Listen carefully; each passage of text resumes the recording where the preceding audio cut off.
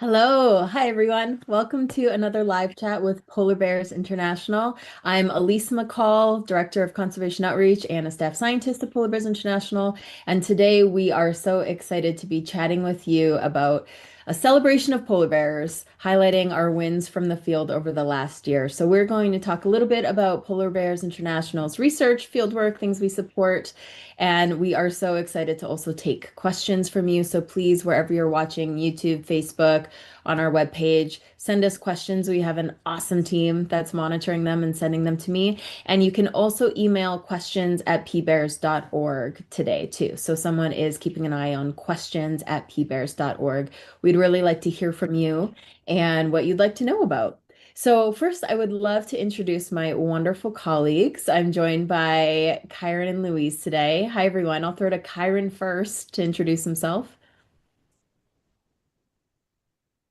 Hi, everyone. Happy to be here. My name is Kyra McIver, and I am the manager of field operations in Churchill, Manitoba.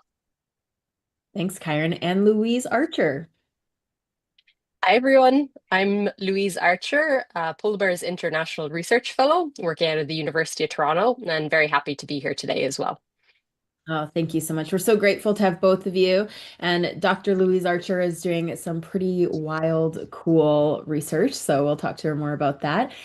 First, we did want to take just a moment, though, to talk about how awesome polar bears are and how amazing the cams have been this week already. So the polar bear cams in Churchill, Manitoba did go live.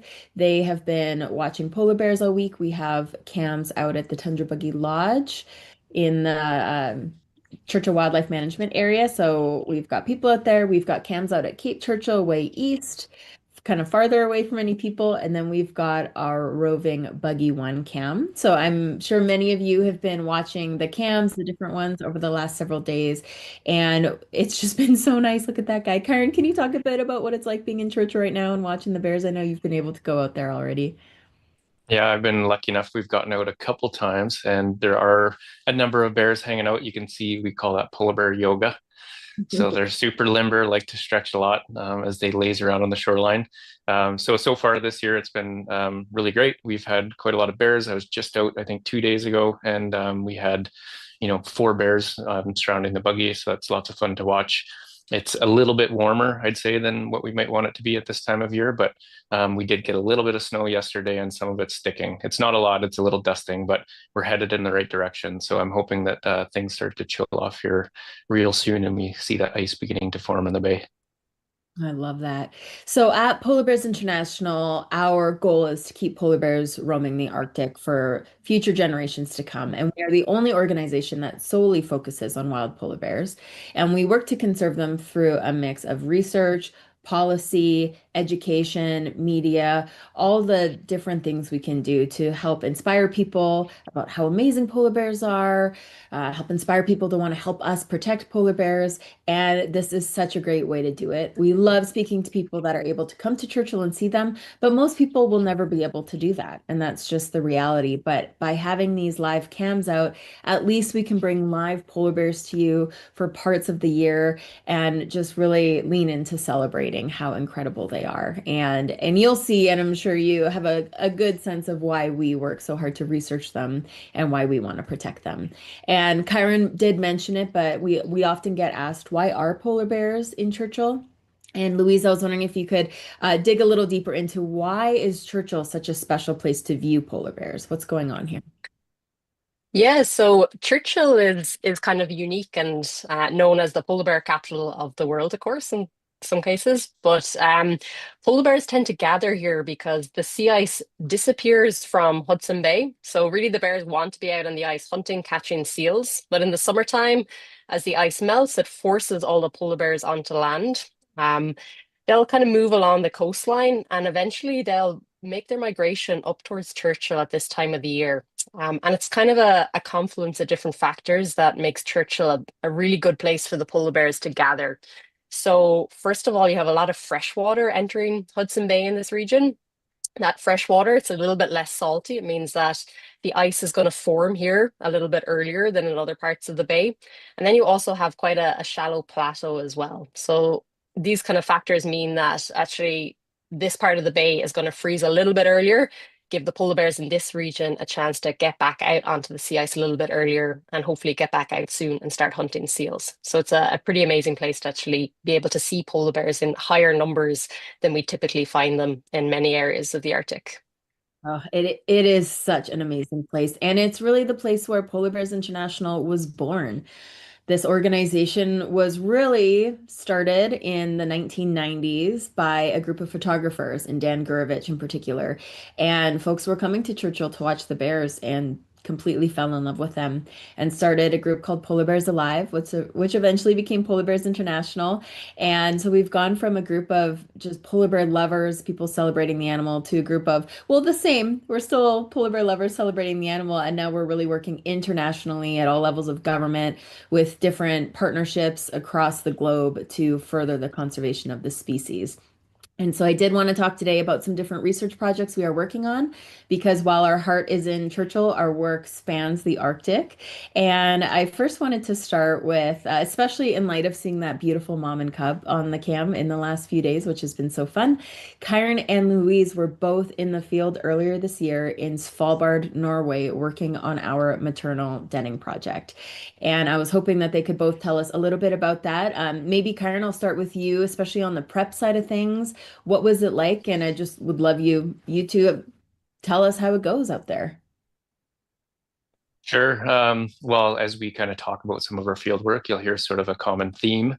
A lot of the work that we do, it's super remote. It's way out of the way from, kind of anything else. And so Svalbard is no different.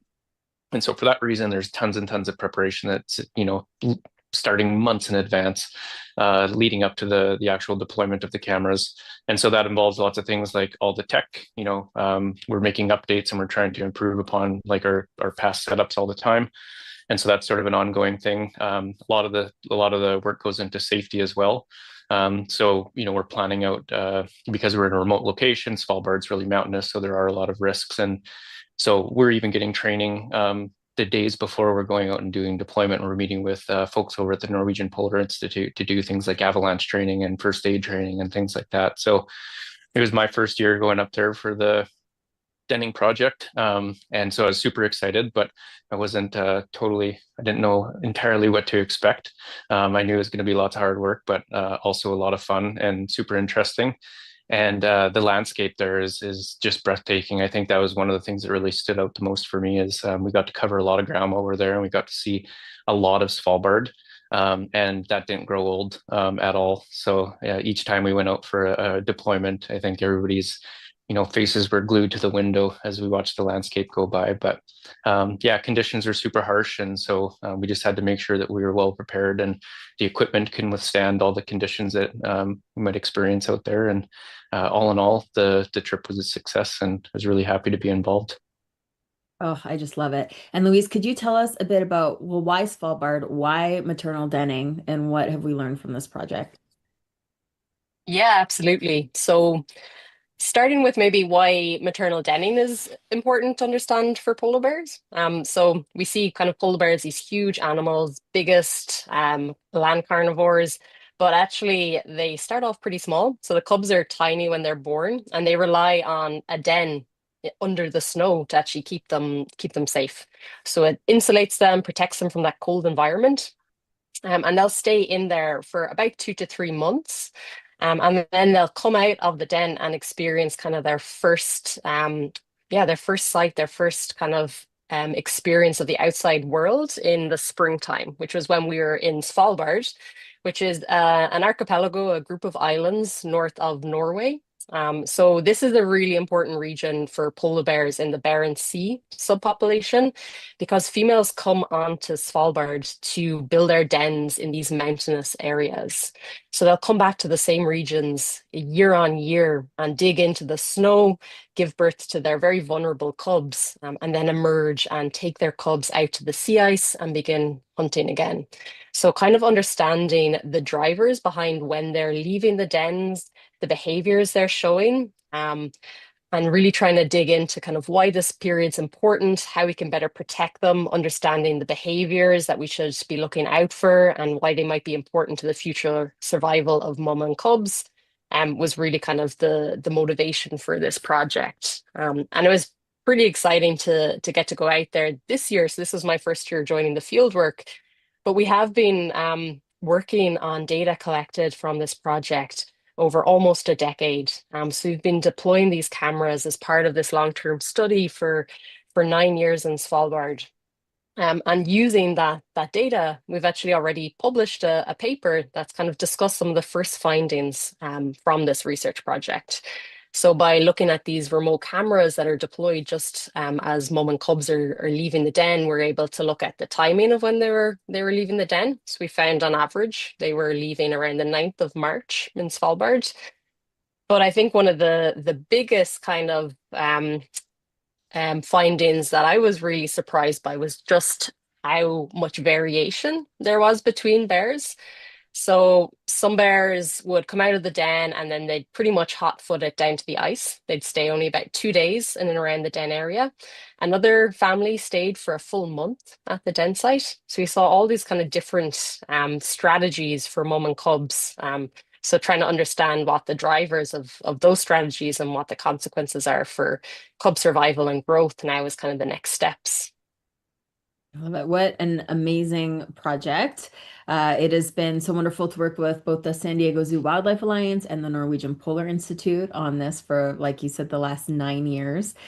For those wondering, this project in its current form in Svalbard, we've mostly sunsetted this project, so this was likely the last year of fieldwork here, but stay tuned. Polar Bears International remains highly and deeply committed to moms and cubs and polar bears. We know that these are the most vulnerable polar bears in the population. Moms and cubs need our support. We have new opportunities coming up, so we'll definitely be sharing those out as we kind of figure out what the next steps for us are. But this work has been so interesting and amazing. Huge thanks to both of you, Kyron, especially for pulling off all the operations and logistics, and Louise, all your data analyses and getting these research papers published. That's super important to Polar Bears International as well. When we're doing research like this, we want to be in the peer review space for scientific literature and then sharing these results with the public. And this is part of that as well, doing outreach like this about it and letting people ask questions. We have a question. I'll ask Kyron you this one from El Narak. Are there live polar bear cams in Svalbard? In Svalbard, not that I'm aware of, none that I mean that we're working with.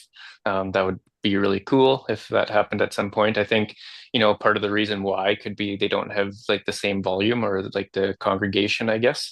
As we mentioned, the bears, they're gathering here at this time of year on the shorelines. They're waiting for that sea ice to form so they can get out and hunt their favorite food, ring seals. And so that's kind of the reason that we see them gathering here, which gives us the opportunity to have our live cameras. So for anybody who's tuning in who are not familiar with our live cameras, we do have two out in Wapuss National Park. And I know there's been some bear activity there over the past few days. We've got Buggy One, which we've already mentioned, and that's they're actually out there right now. I think they're watching another mum and cub at the moment, I believe.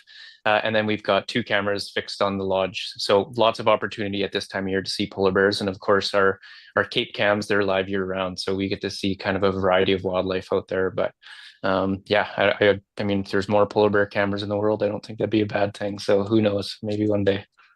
Yeah, and I will say too, explore.org are such amazing partners and they have cams everywhere. And we get to see some really cool stuff with our work. So we're always thinking, well, I wonder if a live cam could work here. So, we've got some ideas. Also, stay tuned. And I will say, as internet availability gets better, we have more opportunities to show other places of the world and polar bears in new spots. So that's pretty neat. I think one of the special things about also this work is that it's non-invasive for polar bears. So we're getting this great data on moms and cubs, and we're not disturbing the moms and cubs at all. For some types of polar bear research, we have to disturb the bears, and it's for good reason. It's for conservation. There's so much data we have from polar bears that we only get when we can get hands-on with them for a brief period of time, but it is important. But it's also nice to have these less or non-invasive options as well. So having this balance, asking different questions in different areas of the world is really important. We did get a question from Green Sunlight about responses to research and conservation in different areas of the polar bear range. Polar bears do live across 5 countries: Canada, Alaska in the US, Greenland, Russia, and Norway.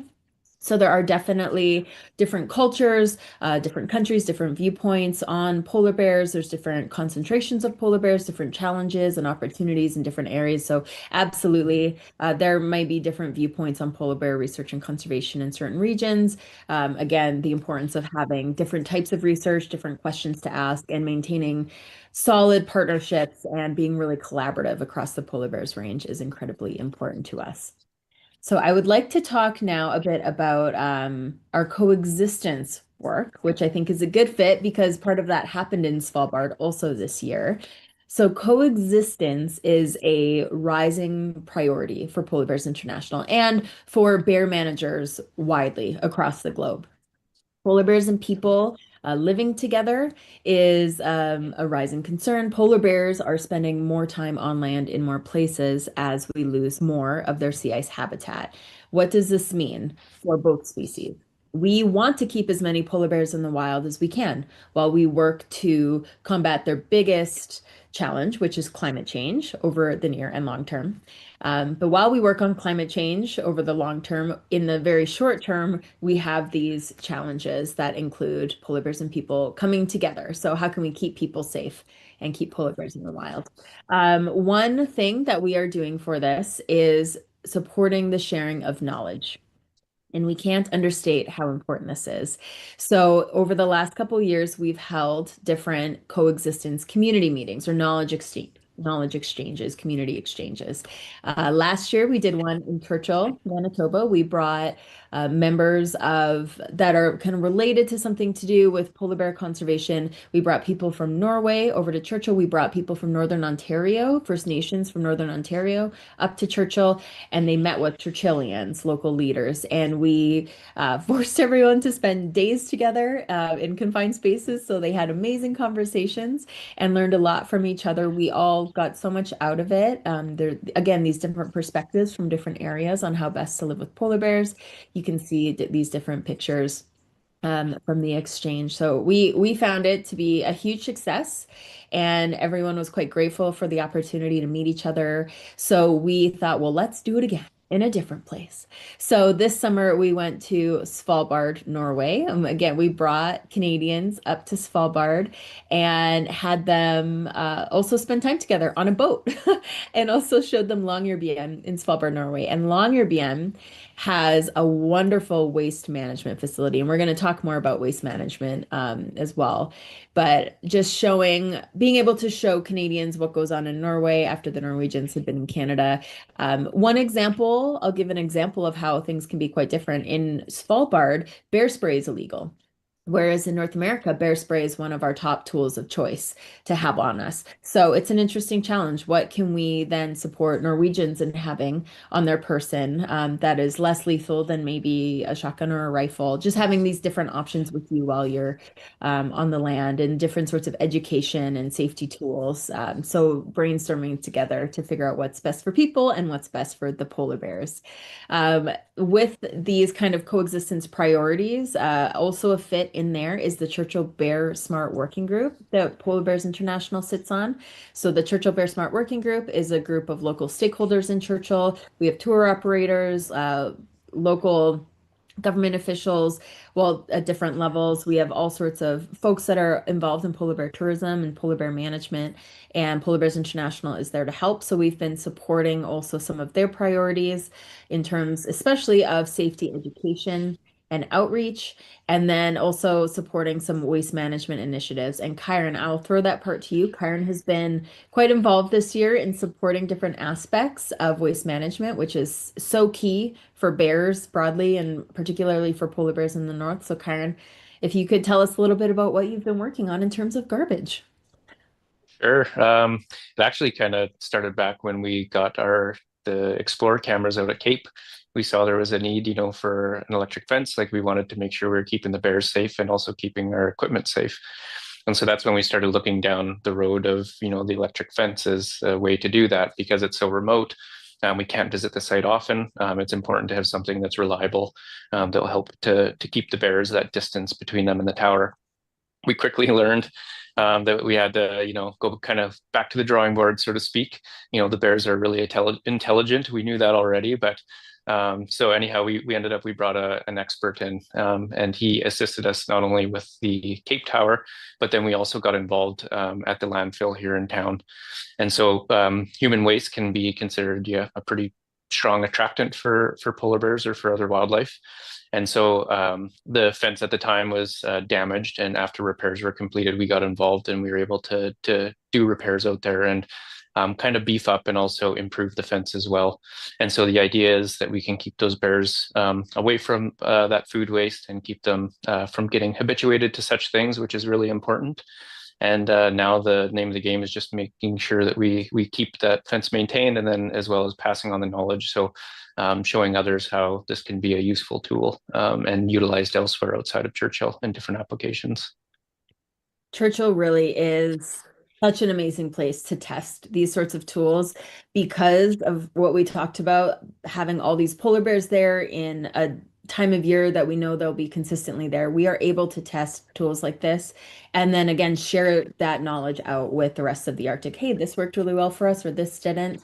Or I guess 2 weeks ago now, I was lucky enough to be at the International Human Bear Conflict Workshop, which was held in Montana this year. But there were bear professionals from across the globe coming together and sharing such information. And this waste management stuff is so critical. And it's really neat to be a part of this community that just loves bears so much and wants to do the best for them. And if we give them a little zap now, it could really, save their lives down the road genuinely, especially when it comes to moms and cubs. We don't want moms teaching their cubs that garbage is an option. And this is another reason we also want to keep the sea ice around so the bears don't need to look at garbage as an option.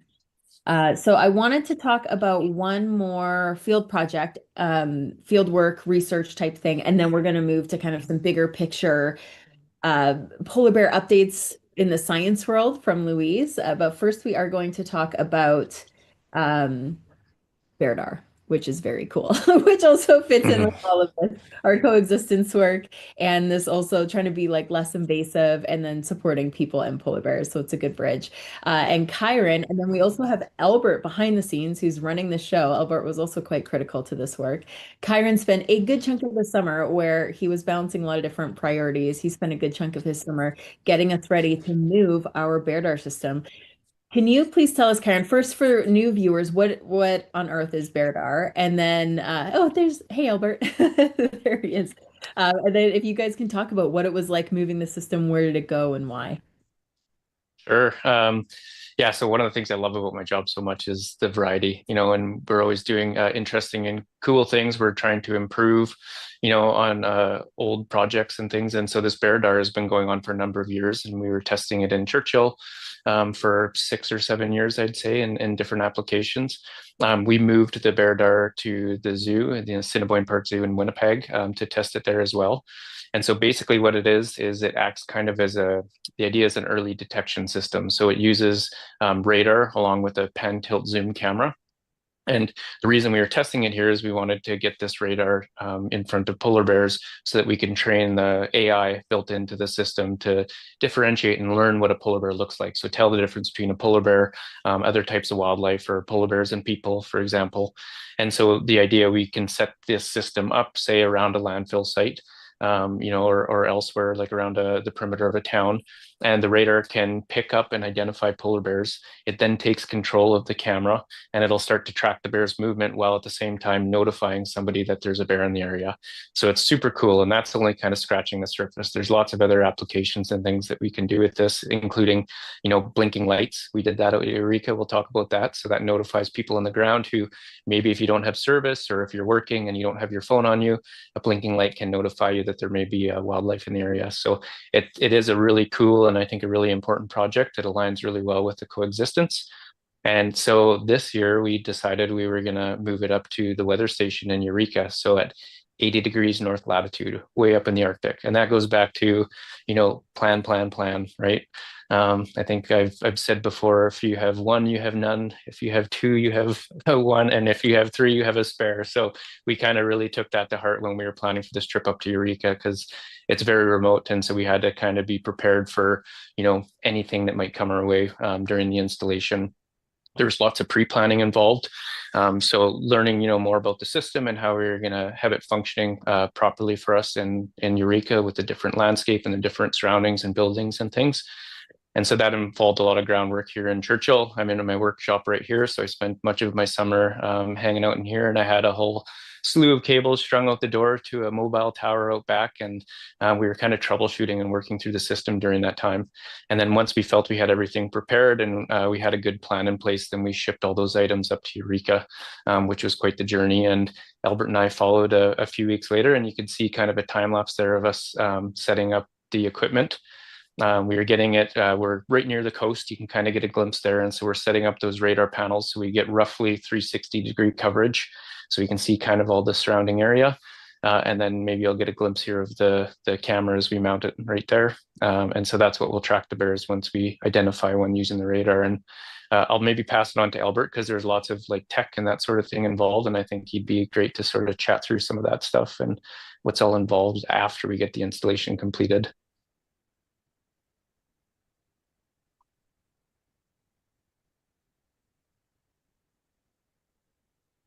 We might have him muted maybe.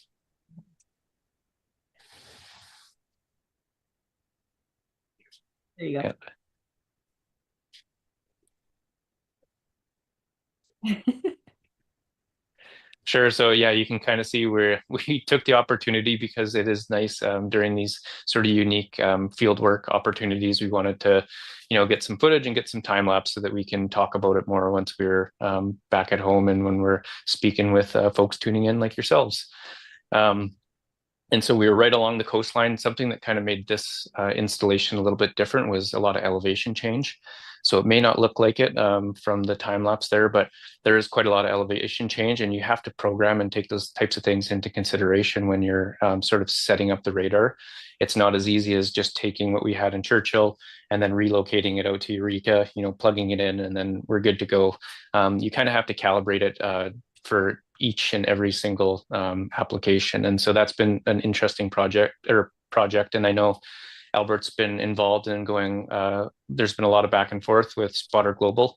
That's the product that we're using, and their technicians and those guys over there have been a ton of help, making sure that we can get this thing kind of humming along really smoothly. The last time we had it deployed was in Churchill. So after we got it back from the Assiniboine Park, we wanted to do one more sort of field test with it before we kind of deployed it somewhere in remote Lake Eureka. And so we had it at the Frontiers North Tundra Buggy Lodge, where we knew there would be lots of bears through the fall season.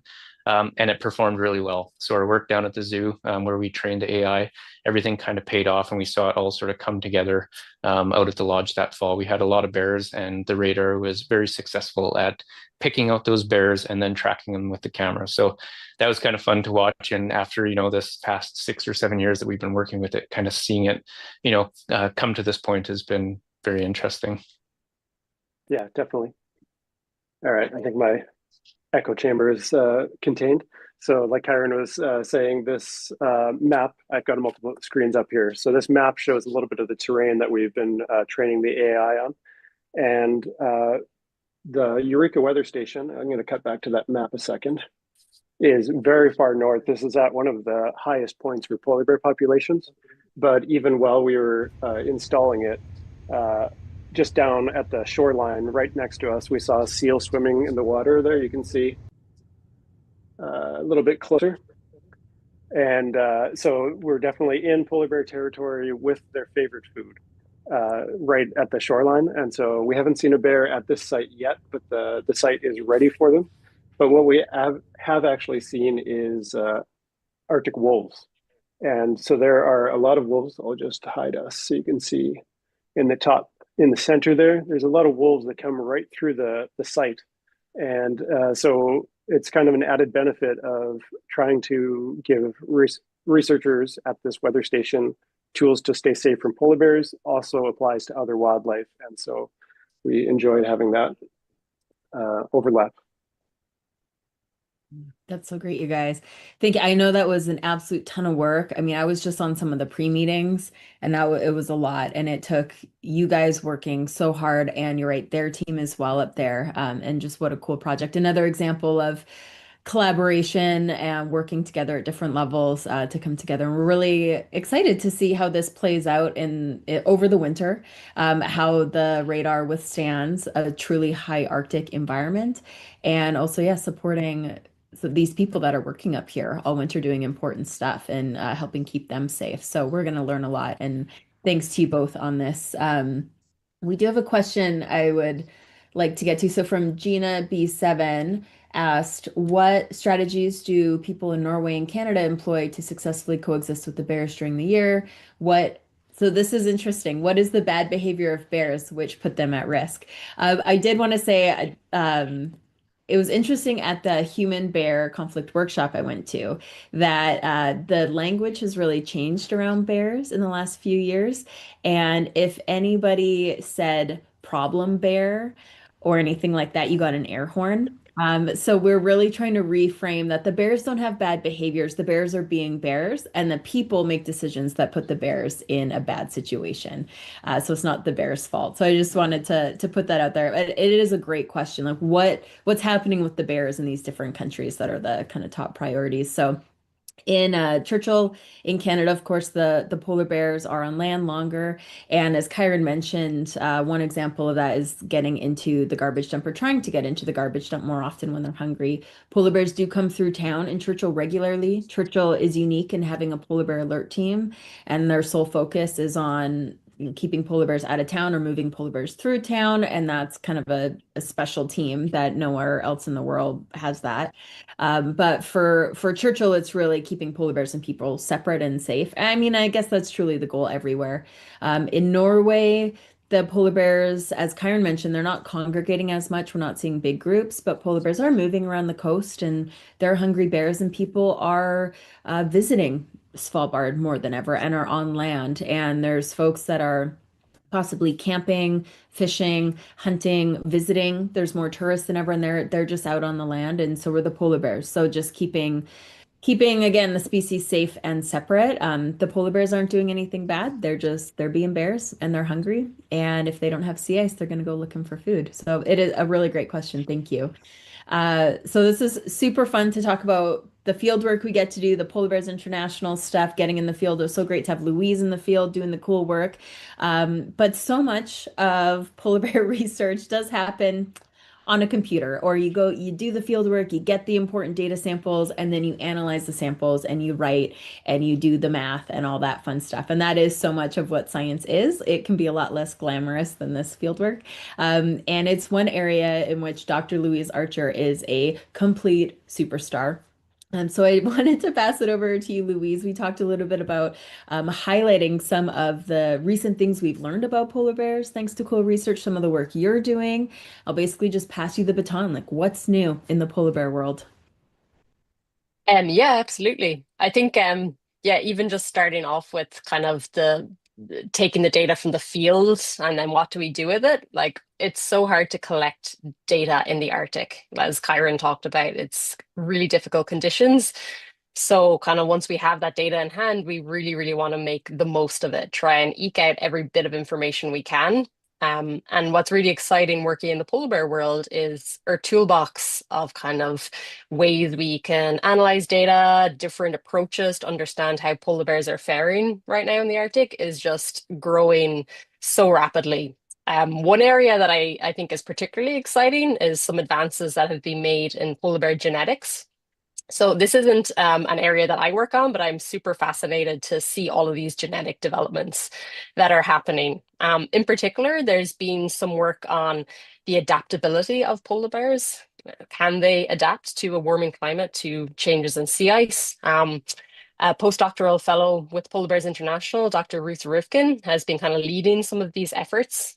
So Ruth published a paper looking at the genetic vulnerability of polar bears across Canada to try and figure out which regions polar bears were more vulnerable to warming temperatures.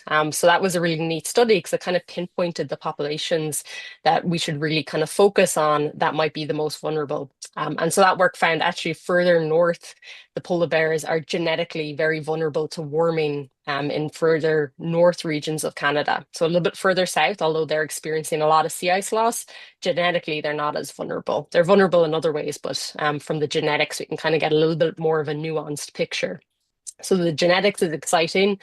Another tool that we've seen kind of in the genetic toolbox is something called epigenetic aging of polar bears. So it's a bit of a mouthful, but what it really is a new way to age a polar bear, because it's quite difficult to figure out how old a bear is. You can kind of see a cub, maybe you might be able to figure out based on the size relative to the mother. But historically, researchers have relied actually on polar bear teeth. So they can almost read the layers of polar bears a tooth taken from a bear that's been handled. They can read the layers laid down in the tooth to see how old that bear is, kind of like reading tree rings.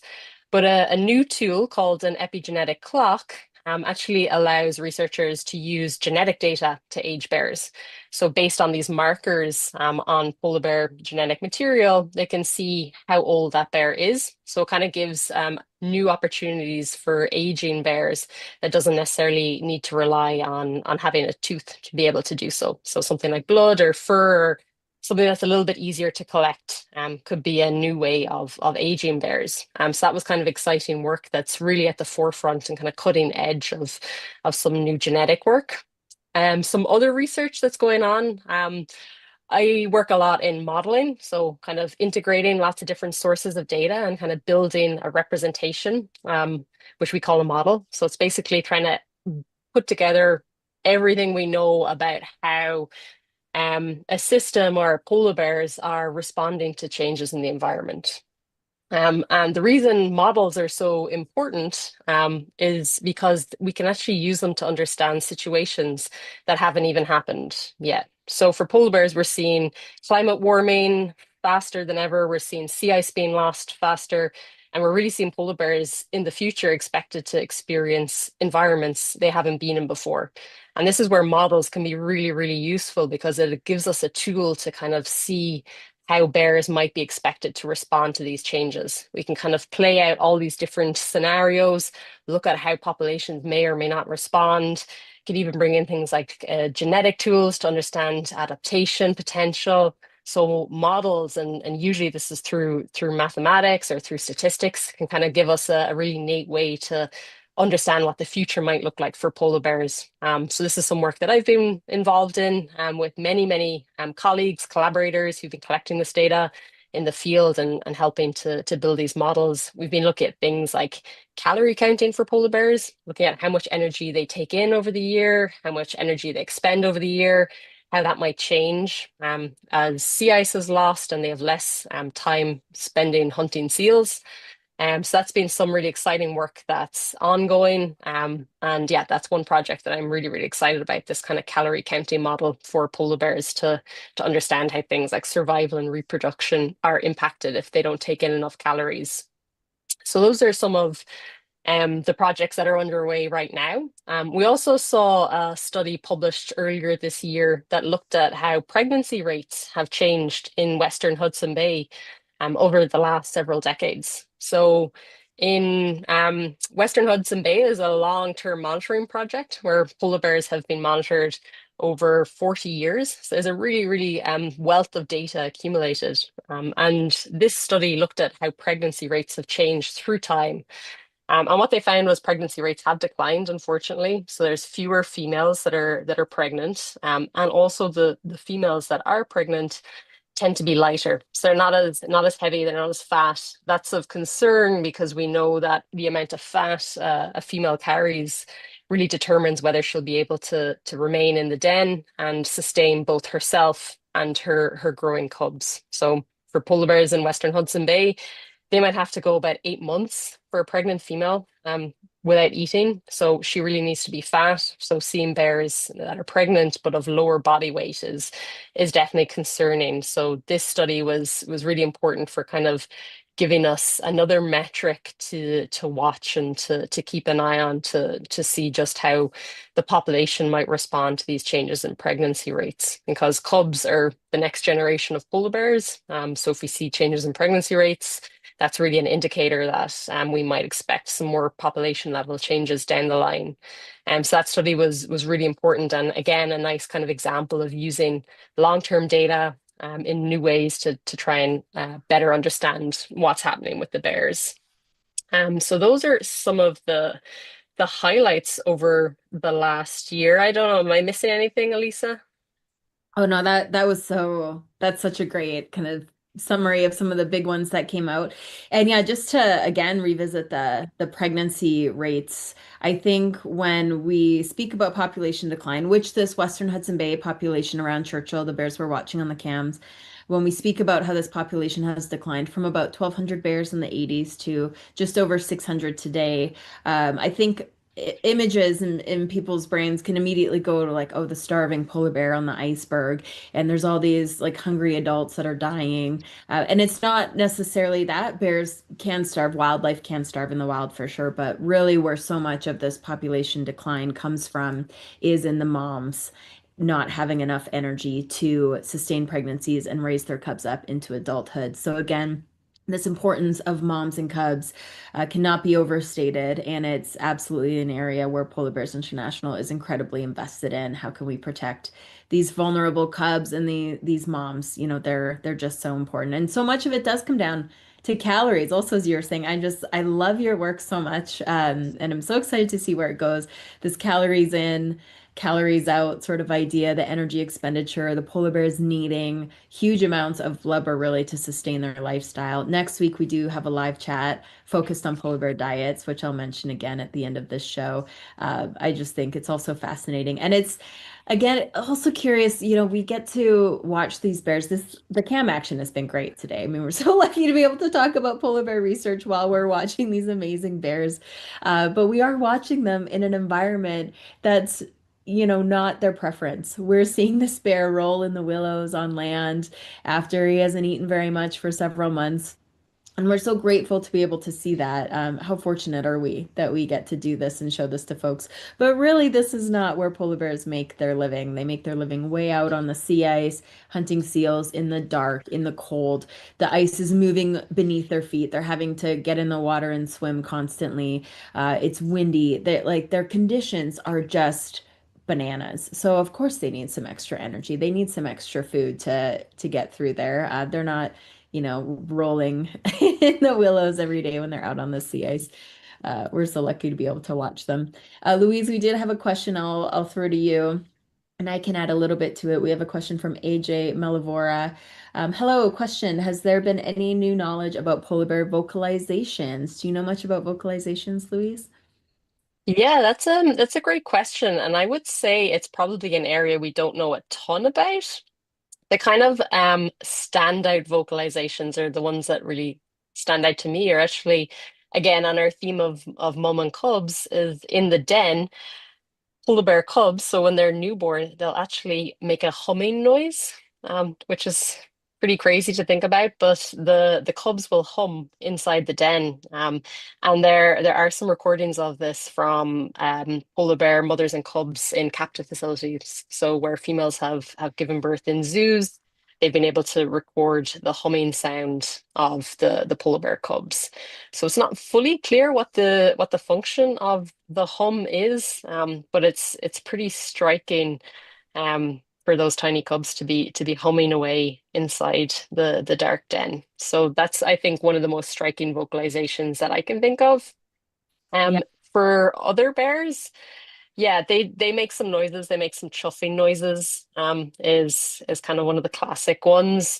But in terms of communication, they're solitary species, so they're not really particularly social. We do see them in proximity at this time of the year, so those kind of vocalizations might have some purpose for kind of communicating between one another. And then, of course, when mothers and cubs leave the den, they will kind of vocalize to communicate to one another as well. So they'll spend about 2.5 years together.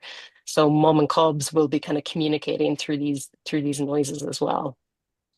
Right. Yeah, they really aren't quite as vocal as I think many might imagine. And I think maybe part of that's some Hollywood magic that often when we see a bear or a polar bear in a movie or something, there's kind of some roars that are dubbed in a lot of the time. But we really, yeah, we don't hear them say much out there, even when we see them sparring. I have heard a little bit between moms and cubs. Kyron, have you heard much vocalizations in your time out on the tundra? Yeah, actually, there's like two that come to mind, and I mean, both of them were sort of food motivated. I spoke about it the other day. We had that seal kill out in Buggy Land, and we had a big gathering of pairs. I think it was 21 that were surrounding the buggy. And there was a moment where there's a couple of the bears were fighting over what was left, and there was some vocalizing. And we heard something very similar actually during the summer in the beluga season from the boat. So we were out on the point, and a bear had come across a beluga carcass. And so we were there at the moment, like kind of when it discovered this carcass, and it swam out into the river and retrieved it and drug it back to shore. And then over the next week or so, of course, there was a few bears in the area that were sort of fighting over this food source, and that was another instance where we heard some vocalizing. And in both cases, it was, I wouldn't say it's like roaring, but it was loud. I mean, it was an intense moment. It's both of those times were during when the bears are fasting. So if they get fortunate enough and they're lucky to find some food, I'm sure they want to protect it. And so that might be kind of why we heard those vocalizations, but. It was interesting to hear, and I totally agree too. It's not something that we hear all that often. It's not. I don't think the Bears are vocalizing regularly, as far as I could tell. Right. And I'll also say, I think it would be incredibly uncommon and unlikely for a bear to roar at a human. I've been asked that before, or a situation has been proposed where a polar bear sees a human and it like roars to scare them away. And polar bears are actually like scarily quiet. They're so sneaky and quiet when they want to be. So I think any vocalizations we've heard have been between bears. I think between species, it would be quite rare for a polar bear to warn us or say anything. They pop out of nowhere sometimes. The way they walk, even, they're so quiet. I mean, they are true predators. They're amazingly quiet. Yeah, it's really neat when you do get to hear a little bit of something. So there is probably room to learn a lot more about vocalizations, which is pretty neat. Louise, I've got another question for you from Tito Pumba, I think is the name. Will you keep studying the survival rates of polar bears and using different strategies, or how do you get at survival rates at all? Yeah, well, survival is such a key metric for population health. So it is something that is kind of I guess, the golden rate that you want to monitor, right? So reproduction we talked about as being really important for population health, but survival is the other kind of key metric to understand if a population is growing or is declining as well. And there are different ways of measuring survival. So, like I mentioned, modeling is one of them. So, from these kind of energy in, energy out models, we can monitor survival rates through these models and actually see if bears have less energy coming in, how does that impact their ability to survive? Can do this for an entire population and see how the survival rate will change through time. Then there's also long-term studies that can estimate survival rates. So, for example, in Western Hudson Bay, where bears have been studied, they've been marked and captured over the years. Seeing bears that are re-encountered through time can also help you build a picture of survival rates. So typically, it's going to involve a little bit of maths, a little bit of statistics to try and narrow in on survival rates. But yeah, it's a critical metric. So I think it's something that we'll continue trying to study and trying to monitor using all these different tools that we're increasingly have available to us.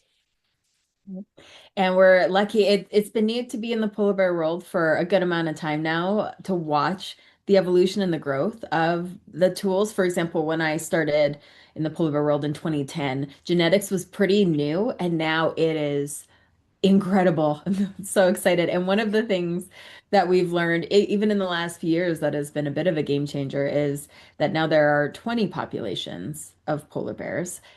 For those that maybe tuned in a few years ago, we had 19 populations for a long time, and now we've got 20. Louise, how did we figure out this 20th population? Yeah, this 20th population is Very, yeah, very exciting, very cool because these polar bears are actually doing kind of a somewhat unique strategy. So the 20th population is called the Southeast Greenland population. So there are polar bears in Greenland, as Elisa mentioned. It's one of the 5 countries that's home to polar bears. And there has been a population on the east coast of Greenland. But researchers who were studying these bears actually kind of realized that there is a subgroup of bears in the southeastern part of Greenland. They're kind of doing their own thing. So there's only a few hundred of them. They're a small subpopulation, but they're both genetically distinct from the kind of wider eastern Greenland population. So genetically, they're kind of their own unique group. They're quite distinct from those Eastern Greenland bears, and they're also hunting slightly differently as well. So polar bears in general will use sea ice to hunt and to catch seals, so using the ice as a platform. But this Southeast Greenland population are actually using a habitat that's called glacial melange. So really, that's kind of glacial fronts, so the ice that forms at glacial fronts. They're using this kind of ice to catch their seals. So that's kind of a different strategy than we see elsewhere. It's exciting to see because it shows that these bears have kind of, they're smart. They're trying to use whatever they can in their environment to catch the blubber, fat-rich seals that they need. Unfortunately, glacial ice is still ice, so that is also melting. It's unlikely to kind of buffer the entire species, but it does show how maybe some refuges might exist for small groups of bears. But yeah, very exciting to kind of see this 20th subpopulation and just kind of the difference in strategy from other populations, even ones that are like geographically quite close, was really interesting. So these southern Greenland or southeast Greenland bears, very small movement rates. They're really restricted. They're really just hanging out in these small areas and using these glacial melange habitats to hunt. Whereas in the Eastern Greenland population, they're covering much longer distances, kind of roaming, traveling with the ice. So in kind of a small area, you're actually seeing quite distinct strategies emerging. So yeah, it was kind of very exciting, and like you say, Elisa, it just shows the power of genetics and long-term studies to try and really dig down and understand what's making polar bears tick in these different regions. Oh, that's actually one of my favorite topics in polar bear research, and we'll talk more about it throughout the season. But we do see a few pockets like that across the polar bear range of bears that really don't need to move much. They have the food they want. They, for whatever reason, they're their own distinct kind of group. So breaking off the Southeast Greenland into their own population is really interesting.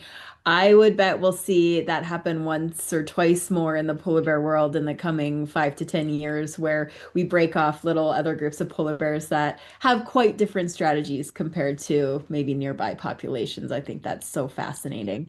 And I would like to have one last example of very cool research. This is not Polar Bears International research, but a neat thing we found out this year also about polar bear fur, Louise. If you could tell us what we learned about polar bear fur. Yeah, this bit of research I thought was super cool because it's kind of some basic biology that just shows we're still learning things about how polar bears can actually exist in the Arctic. So this research was looking at polar bear fur, and specifically it was looking at how polar bear fur stays ice free. And what the researchers found was that polar bears actually have really greasy fur. So they have this grease in their fur, which prevents ice forming. So they've got this kind of grease lined hair, and that's what prevents ice gathering and kind of clumping into their fur. So what was kind of interesting about this was we learned a little bit about how polar bears can actually survive in the ice-covered Arctic and snow and kind of prevent themselves gathering all of this kind of ice and dragging around ice in their fur, but also it's got applications for humans as well.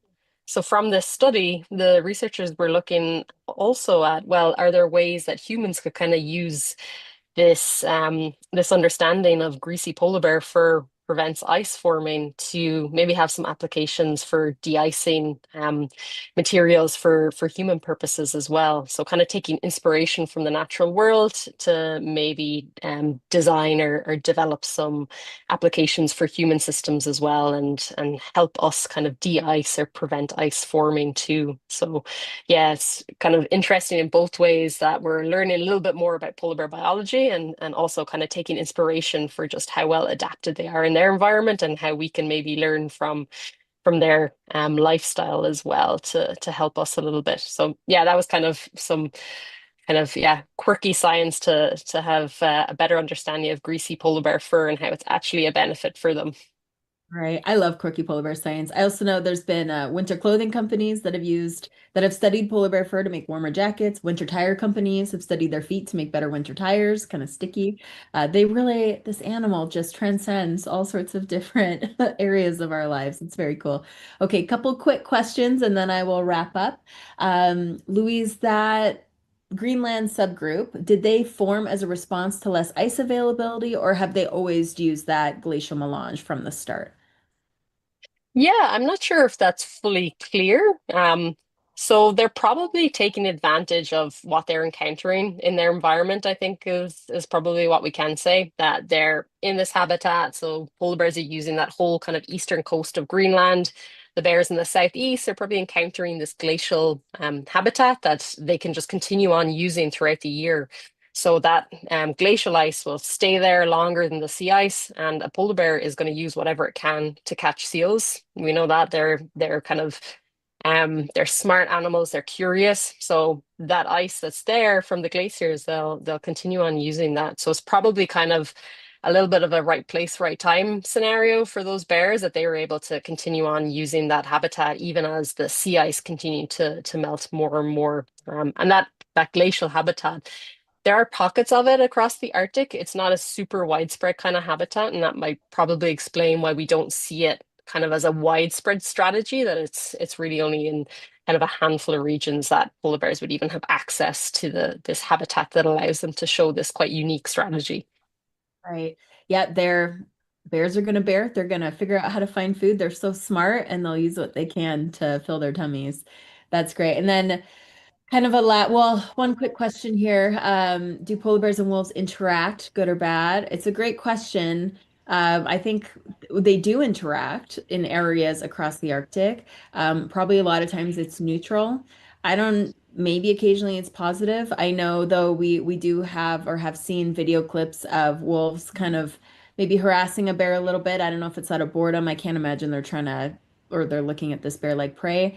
It has happened in Wapas National Park where wolves have killed cubs during the den emergence phase when the moms are going to the coast with their cubs.